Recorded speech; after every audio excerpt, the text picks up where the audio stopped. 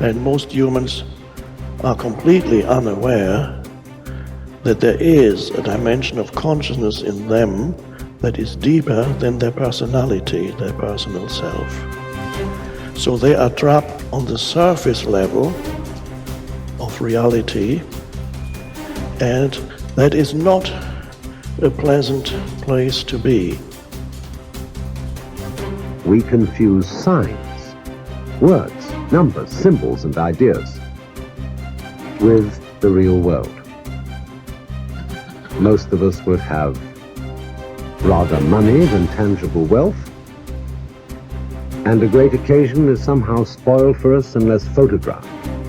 And to read about it the next day in the newspaper is oddly more fun for us than the original rhythm. And all so-called civilized peoples have increasingly become crazy and self-destructive because through excessive thinking they have lost touch with reality. Reality is the part of you that is eternal. And when you live there, you abide in an absence of fear. And you begin to know that life itself is a sublime experience. And there are no accidents in it at all. And that intelligence, whatever you want to call it, flows through each and every one of us. And the same intelligence that moves a star across the sky moves a thought across your mind. We all must deal with that dark side of our nature, the positive side of our nature. And it isn't that it ever gets done or finished, but that we should suppress those things that would cause us trouble, not only within ourselves, but cause us trouble with someone else. It's a never-ending challenge, but to still always be who you are.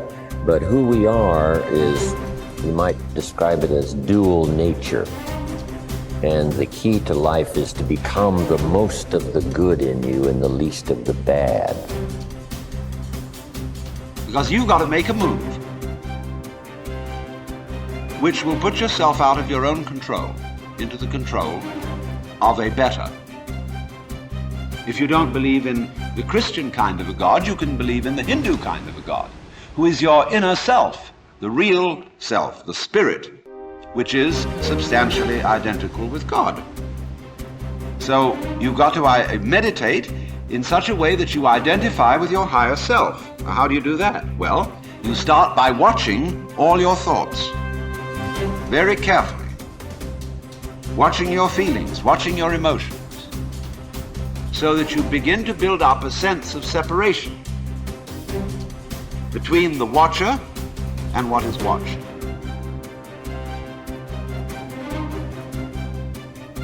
You cannot change conditions or circumstance. You don't have to let them control you. We can't control what's going on outside, but we can control what's going on inside. Unfortunately, I don't think many of us have been raised to really understand that. And it's a lack of understanding that's causing all our problems. We are the only creature on the planet that's totally disoriented in our environment. All the little squirrels, the birds, all the animals are completely at home in their environment. They blend in. You and I are totally disoriented in our environment. We've been given the mental faculties to create our own environment. However, we go right through school and we've never learned that. We have higher faculties, and the average person has no knowledge of how to operate with them. We have perception, the will, reason, imagination, memory, and intuition. Those mental faculties, they're not just words. They're actually mental faculties that we can use to take control over our world and to create the environment that we want. But unfortunately, we grow up, we don't know that. We've been raised to live through by what we see, hear, smell, taste, and touch. We've been raised to be controlled by what's going on outside. As little kids, will you listen to what I'm telling you? Will you look at this? And so it's all outside. I think we're raised in ignorance, actually. There's a very small percentage of the population that have a reasonably clear understanding of who they are and what they're capable of doing. But the ones that do are in the minority.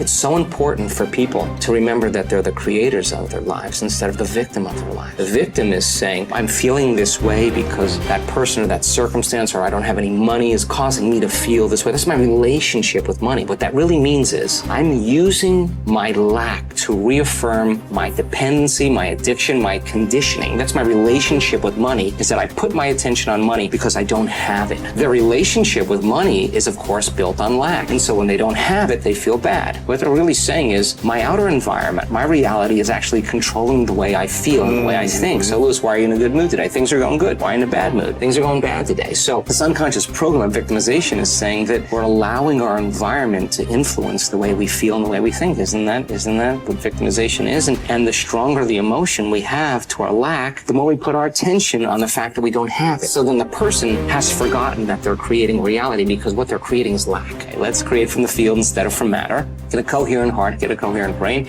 relax in the heart, and energy moves right into the brain. We've measured this 1,000 times, and all of a sudden the person moves into these beautiful, elegant brainwave states where they're super creative, right? The future must become the present in the imagination of the one who would wisely and consciously create circumstances. I think right now everybody wants to create circumstances because they don't like the ones they find themselves in. But you see, you cannot change the circumstance you find yourself in.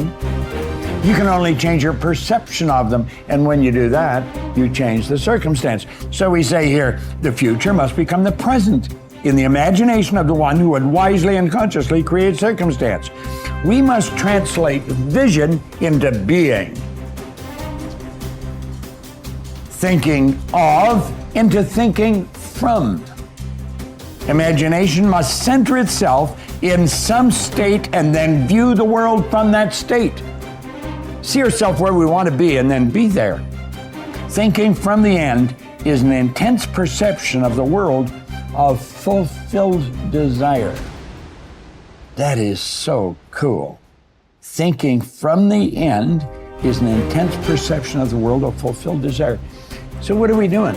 We're building a goal, and then we see ourselves already having accomplished the goal.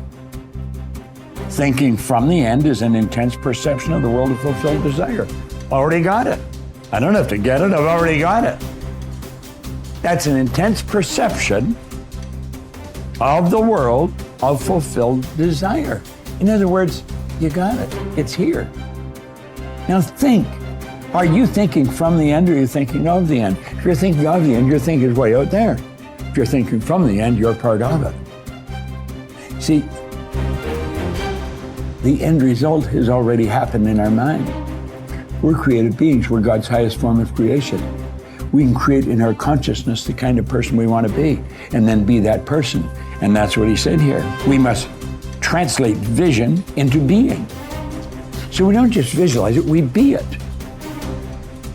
The longer you're conscious of that energy, the more you draw that future to you. What does the synchronicity mean? It means whatever you're doing inside of you is producing that effect outside of you. Pay attention to what you did. Keep And do doing it again. Yeah. So generate a little bit more abundance. Just do it for an experiment. Now, when the synchronicity happens, do you think you feel suffering or do you think you feel a little excitement? You feel inspired, right? Mm-hmm. So then that synchronicity is saying, use this energy, use this feeling. It should be easier for you to feel this now and go back and do it again. Mm-hmm. Keep the experiment going. And here comes the promotion, here comes the email, here comes the person you meet at the right time, Yes. right? Well, we have something happening here, and then that becomes the momentum, right? So then we generate abundance. That's how we do it. We generate abundance, right? So then if you have an hour meditation where you're tuning into your abundant future, but then you're spending the other 15 hours a day in lack, don't expect anything to change. You defaulted. Mm-hmm. You're back to the old energy. And if you say it's that person or that circumstance or that bank account, I'm going to say you're back to the unconscious program of being a victim, right? So then let's go a step further. If your personality creates your personal reality, and it does, and your personality is made up of how you think, how you act, and how you feel, then the present personality who's listening to this podcast has created the present personal reality called their life. Nothing big there. Which means if you want to change your personal reality, you're going to have to change your personality. Right. Nothing changes in your life until you change.